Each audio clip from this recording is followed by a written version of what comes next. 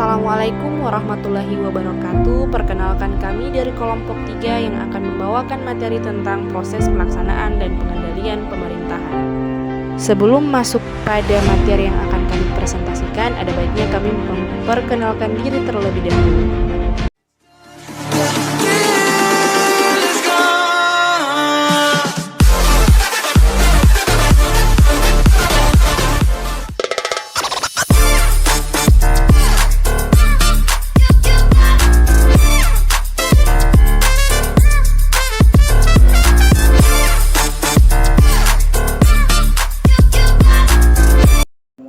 Materi pertama akan dipresentasikan oleh saya sendiri, yaitu Alfida Tahili. Nah, apa sih proses pelaksanaan dan pengendalian pemerintahan itu? Proses pelaksanaan dan pengendalian pemerintahan merupakan serangkaian kegiatan yang dilakukan oleh pemerintah untuk mencapai tujuan yang telah ditetapkan dalam rencana pembangunan. Kemudian kita masuk pada perencanaan dan pengambilan keputusan. Nah, dalam perencanaan dan pengambilan keputusan, tahap ini meliputi identifikasi masalah, analisis situasi, perumusan tujuan, dan strategi serta penentuan prioritas. Nah, yang pertama itu ada perencanaan strategis. Nah, perencanaan strategis ini menentukan arah dan tujuan jangka panjang pemerintahan. Yang kedua, ada rencana kerja tahunan. Ini gunanya adalah menetapkan kegiatan dan target yang akan dicapai dalam 1 tahun. Dan yang terakhir, ada anggaran pendapatan dan belanja daerah. Ini juga menentukan sumber pendapatan dan alokasi anggaran untuk program dan kegiatan. Kemudian ada perorganisasian dan koordinasi, membangun struktur organisasi yang efektif, menetapkan tugas dan tanggung jawab, dan membangun mekanisme koordinasi antar lembaga. Nah, di sini ada 3 tahap. Yang pertama itu ada struktur organisasi. Nah, tujuan dari struktur organisasi ini untuk pembentukan unit-unit kerja dengan tugas dan tanggung jawab yang jelas. Kemudian ada koordinasi antar lembaga. Nah, tujuannya adalah kerjasama dan komunikasi efektif antara unit kerja untuk mencapai tujuan bersama.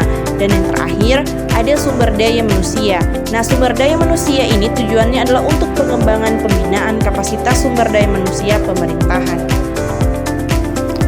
Pelaksanaan dan pengarahan, menerjemahkan rencana dan keputusan ke dalam tindakan nyata, serta memberikan bimbingan dan arahan kepada pelaksana. Yang pertama itu penugasan, pemberian tugas dan tanggung jawab kepada unit kerja dan individu. Yang kedua, monitoring dan evaluasi, pemantauan dan evaluasi terhadap pelaksanaan program dan kegiatan. Yang ketiga, penyesuaian dan koreksi, penyesuaian rencana dan pelaksanaan berdasarkan hasil monitoring dan evaluasi. Pengendalian dan evaluasi, memantau dan mengevaluasi efektivitas pelaksanaan program dan kegiatan pemerintahan, serta melakukan tindakan korektif. Yang pertama, monitoring berkala, pemantauan terhadap kemajuan pelaksanaan program dan kegiatan. Kedua, evaluasi kinerja, penilaian terhadap efektivitas dan efisiensi pelaksanaan program dan kegiatan. Yang ketiga, rekomendasi dan tindakan, pemberian rekomendasi dan tindakan korektif untuk meningkatkan kinerja. Yang berikut, tantangan dan hambatan. Terdapat berbagai tantangan dan hambatan dalam proses pelaksanaan dan pengendalian pemerintahan, seperti kurangnya sumber daya, birokrasi yang rumit, dan kurangnya partisipasi masyarakat. Yang pertama itu kurangnya sumber daya, keterbatasan anggaran, tenaga ahli, dan infrastruktur. Yang kedua, birokrasi yang rumit, proses pengembalian keputusan yang panjang dan berbelit. Yang ketiga, kurangnya akuntabilitas, rendahnya transparansi dan keterbukaan informasi publik. Peran masyarakat. Masyarakat memiliki peran penting dalam proses pelaksanaan dan pengendalian pemerintahan, seperti memberikan masukan, mengawasi, dan berpartisipasi dalam program dan kegiatan pemerintahan. Peran masyarakat, masukan dan kritik, pemantauan dan pengawasan, partisipasi aktif. Contohnya, memberikan pendapat dan saran kepada pemerintah, memantau pelaksanaan program dan kegiatan pemerintahan, berpartisipasi dalam program dan kegiatan pemerintahan. Kesimpulan dan rekomendasi.